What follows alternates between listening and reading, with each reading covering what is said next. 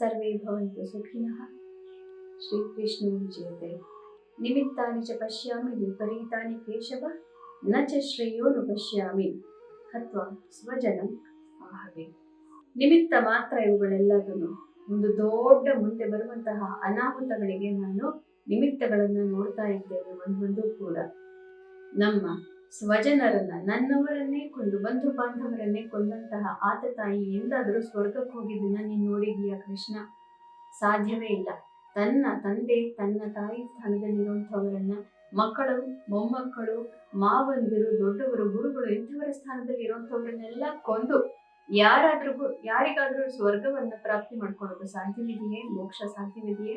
ಖಂಡಿತವಾಗ್ಲೂ ಇಲ್ಲ. ಇದು ಬಹಳ ದೊಡ್ಡ ಅನರ್ಥಕ್ಕೆ ನಾವೆಲ್ಲರೂ ಸಜ್ಜಾಗಿ ನಿಂತು ಬಿಟ್ಟಿದ್ದೇವಲ್ಲವೇ ಕೃಷ್ಣ ಅಂತ ಅರ್ಜುನ ಹೇಳ್ತಾ ಇದ್ದಾನೆ. ಇಂದು ಶ್ರೀಕ್ರೋಧಿ ನಾಮ ಸಂವತ್ಸರ ಉತ್ತರಾಯಣ ಶಿಶಿರ ಋತು ಮಾಘ ಮಾಸೆ ಕೃಷ್ಣ ಪಕ್ಷೆ. ಇಂದು ಫೆಬ್ರವರಿ 19ನೇ ತಾರೀಕು ಬುಧವಾಸರೆ ಸಪ್ತಮ್ಯಾಂ ಶುಭ ತಿಥೌ. ಇದು ಸ್ವಾತಿ ನಕ್ಷತ್ರ. ಇಂದಿನ ಭವಿಷ್ಯವನ್ನೆಲ್ಲ ರಾಶಿಗೂ ತಿಳ್ಕೊಳ್ಳೋಣ. ಮೇಷರಾಶಿಯವರಿಗೆ ಇಂದು ನಿಮ್ಮ ಪ್ರೀತಿ ಪಾತ್ರದಿಂದ ನೀವು ಅಂದುಕೊಂಡ ರೀತಿಯಲ್ಲಿ ಪ್ರತಿಕ್ರಿಯೆ ಪ್ರಾಪ್ತಿ ಆಗದೇ ಇರಬಹುದು, ಅಥವಾ ಸ್ವಲ್ಪ ಇವರು ಯಾಕೋ ನನಗೆ ಸುಳ್ಳು ಹೇಳ್ತಾ ಇದ್ದಾರೆ ಎನ್ನುವಂತಹ ಭಾವನೆ ನಿಮ್ಮನ್ನ ಕಾಡಬಹುದು. ಅದ್ಯಾವುದೂ ಇಲ್ಲ, ಯಾವುದೋ ಒಂದು ಒಳ್ಳೆಯದಕ್ಕೋಸ್ಕರನೇ ಅವರೇನು ಒಂದು ಹೇಳಿರ್ತಾರೆ. ಆದ್ದರಿಂದ ಇದು ಸಂಸಾರದಲ್ಲಿ, ದಾಂಪತ್ಯದಲ್ಲಿ, ಮಿತ್ರತ್ವಗಳಲ್ಲಿ ಮತ್ತೆ ಬಿಸ್ನೆಸ್ ಪಾರ್ಟ್ನರ್ಶಿಪ್ಗಳಲ್ಲಿ ಇವತ್ತು ಸ್ವಲ್ಪ ಸಂದೇಹ ಇರಬಹುದು. ವೃಷಭ ರಾಶಿಯವರಿಗೆ ನಿಮ್ಮ ಮಿತ್ರರ ಮೇಲೆ ಇವತ್ತು ಸಂದೇಹ ಬರುವಂತಹ ದಿನ ಆಗಿರುತ್ತೆ.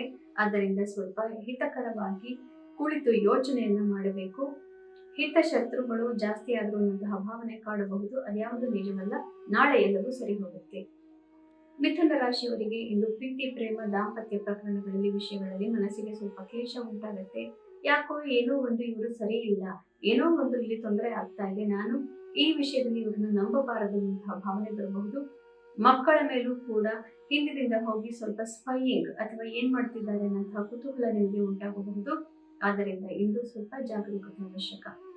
ಕರ್ಕ ರಾಶಿಯವರಿಗೆ ನಿಮ್ಮ ತಾಯಿಯ ವ್ಯವಹಾರದಲ್ಲಿ ಇಂದು ಸ್ವಲ್ಪ ತೊಡಕು ಕಾಣಬಹುದು. ಯಾಕೋ ನನಗೆ ಏನನ್ನೂ ಹೇಳ್ತಾ ಇಲ್ಲ, ಅಮ್ಮ ಏನೋ ಮುಚ್ಚಿಡ್ತಾ ಇದ್ದಾರೆ ಅನ್ನುವಂತಹ ಭಾವನೆ ನಿಮ್ಮನ್ನ ಕಾಡಬಹುದು. ತಾಯಿಯೊಂದಿಗೆ ಇಂದು ಮಾತುಕತೆ ಬೇಡ. ತಾಯಿಯ ಆರೋಗ್ಯದ ಬಗ್ಗೆ ಗಮನ ಅವಶ್ಯಕ. ಸಿಂಹ ರಾಶಿಯವರಿಗೆ ಮನಸ್ಸಿಗೆ ನೆಮ್ಮದಿ, ಆದ್ರೆ ಅಣ್ಣ ತಮ್ಮಂದಿರು ಏನೋ ನಿಮ್ಮಿಂದ ಮುಚ್ಚಿಡ್ತಾ ಇದ್ದಾರೆ ಅನ್ನುವಂತಹ ಭಾವನೆ ನಿಮ್ಮನ್ನ ಕಾಡಬಹುದು. ಅದ್ಯಾವುದು ನಿಜ ಅಲ್ಲ. ನಿಮ್ಮ ಒಳ್ಳೆಯದಕ್ಕೋಸ್ಕರವೇ ಅವರು ಆ ರೀತಿ ವರ್ತನೆಯನ್ನ ಮಾಡ್ತಾ ಇರ್ತಾರೆ. ಕೆಲವು ದಿನಗಳ ನಂತರ ಎಲ್ಲವೂ ನಿಮಗೆ ಅರ್ಥವಾಗುತ್ತೆ. ಕನ್ಯಾ ರಾಶಿಯವರಿಗೆ ಸಂಸಾರದಲ್ಲಿ ಸ್ವಲ್ಪ ಏನೋ ಗಲಿಬಿಲಿ ಇದ್ದಂತೆ ಕಾಣ್ತಾ ಇರುತ್ತೆ. ಎಲ್ಲವೂ ಸರಿಯಾಗಿ ನಡೀತಾ ಇಲ್ಲ. ಎಲ್ಲೋ ಏನೋ, ಯಾರೋ ಏನೋ ಹೇಳಿಲ್ಲ ನನಗೆ, ಆದ್ದರಿಂದ ಏನೋ ಒಂದು ನನಗೆ ಗೊತ್ತಿಲ್ಲದೆ ನಡೀತಾ ಇರಬಹುದು ಅನ್ನೋ ಭಾವನೆ ನಿಮ್ಮನ್ನ ಕಾಡಬಹುದು. ಅದು ನಿಜವಲ್ಲ. ಸಂಸಾರದಲ್ಲಿ ನಿಧಾನವಾಗಿ ಕೂತು ಮಾತಾಡಿದಾಗ ಎಲ್ಲವೂ ಬಗೆಹರಿಯುತ್ತೆ. ತುಲಾ ರಾಶಿಯವರಿಗೆ ಇಂದು ಸ್ವಲ್ಪ ಕಾರ್ಯಕ್ಷೇತ್ರದಲ್ಲಿ ಮತ್ತು ನಿಮ್ಮ ವೈಯಕ್ತಿಕ ವಿಷಯಗಳಲ್ಲಿ ಯಾರೋ ಏನೋ ಒಂದು ರೀತಿಯಲ್ಲಿ ತೊಡಕು ಮಾಡ್ತಾ ಇರಬಹುದು, ಏನೋ ಒಂದು ರೀತಿಯ ತೊಂದರೆ ಇರಬಹುದು ಅನ್ನುವಂತಹ ಭಾವನೆ ಕಾಡ್ತಾ ಇರುತ್ತೆ. ಅದು ನಿಜವಲ್ಲ. ನೀವು ಧ್ಯಾನಾದಿಗಳನ್ನು ಮಾಡೋದ್ರಿಂದ ಮನಸ್ಸಿಗೆ ನೆಮ್ಮದಿಯನ್ನ ಕಾಣ್ತೀರಿ.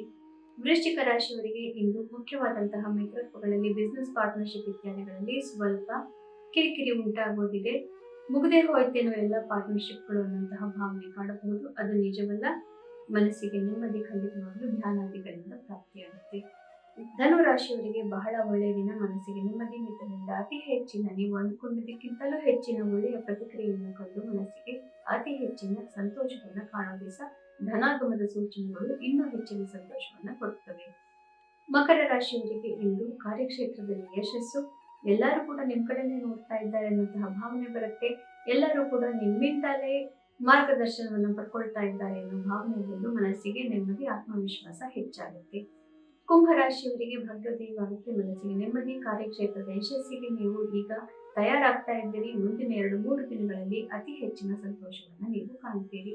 ಮೀನ ರಾಶಿಯವರಿಗೆ ಮನಸ್ಸಲ್ಲಿ ಸ್ವಲ್ಪ ಇನ್ನೂ ಕ್ಲೇಶ ಇದೆ. ಕ್ಲೇಶ ಹೆಚ್ಚಾದಂತೆ ಕಾಣಬಹುದು. ಆದರೆ ಮನಸ್ಸನ್ನು ನೀವು ಧ್ಯಾನಾದಿಗಳಿಗೆ ಬದಲಾಯಿಸೋದ್ರಿಂದ ನಿಮ್ಮ ಕ್ಲೇಶ ಎಲ್ಲವೂ ಏನು ಇಲ್ಲದಂತೆ ಕರಗಿ ಹೋಗುತ್ತೆ.